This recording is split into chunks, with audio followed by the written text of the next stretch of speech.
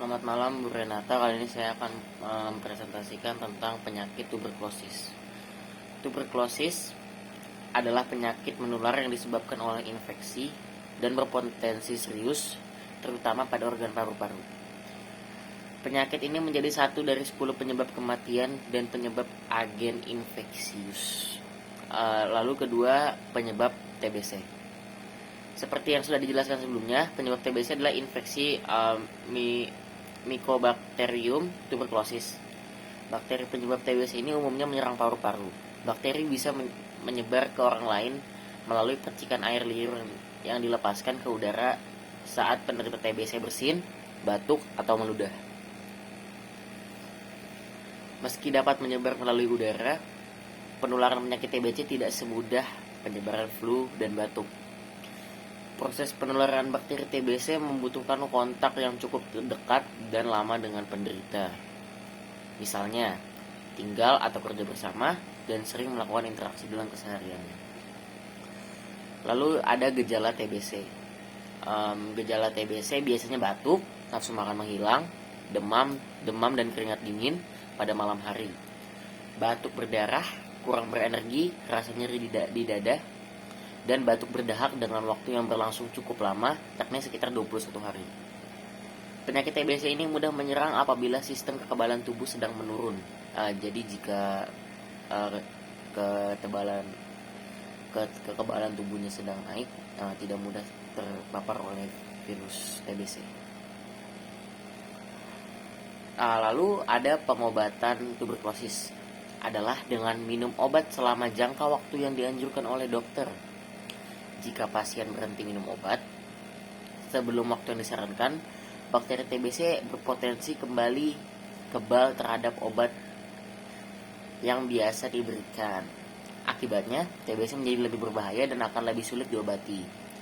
Obat yang diminum merupakan kombinasi dari 2 dari 4 obat tersebut, yaitu isoniazid, rifampicin, pyrazinamide, dan etambol.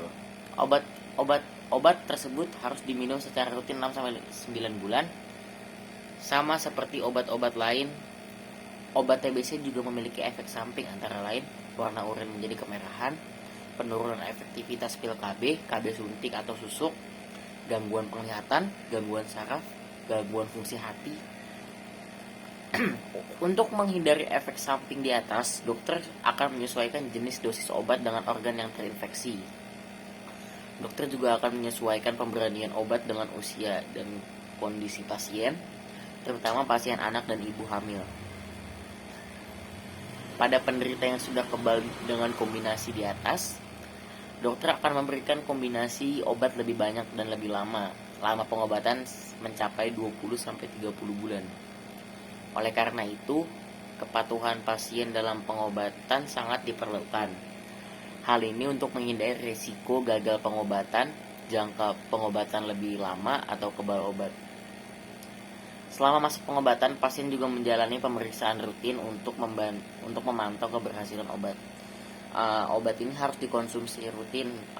Jika tidak minum obat 1 hari, maka harus mengulang sampai awal dari waktu yang ditentukan. Lalu ada juga pencegahan atau pola hidup sehat, bisa dibilang. Tutupi mulut saat bersin, batuk, dan tertawa, atau kenakan apabila menggunakan tisu untuk menutup mulut. Buanglah segera setelah digunakan. Tidak membuang dahak atau meludah sembarangan. Pastikan rumah memiliki sirkulasi udara yang baik, misalnya dengan sering membuka pintu dan jendela agar udara segar serta sinar matahari dapat masuk. Jangan tidur sekamar dengan orang lain sampai dokter menyatakan TBC yang Anda derita tidak menular lagi. Jika Anda terkena TBC dan jika Anda tidak terkena, jangan berkontak dengan orang yang terkena TBC, apalagi tidur berdua. Oke, itu saja presentasi dari saya. Mohon maaf apabila ada kesalahan. Terima kasih.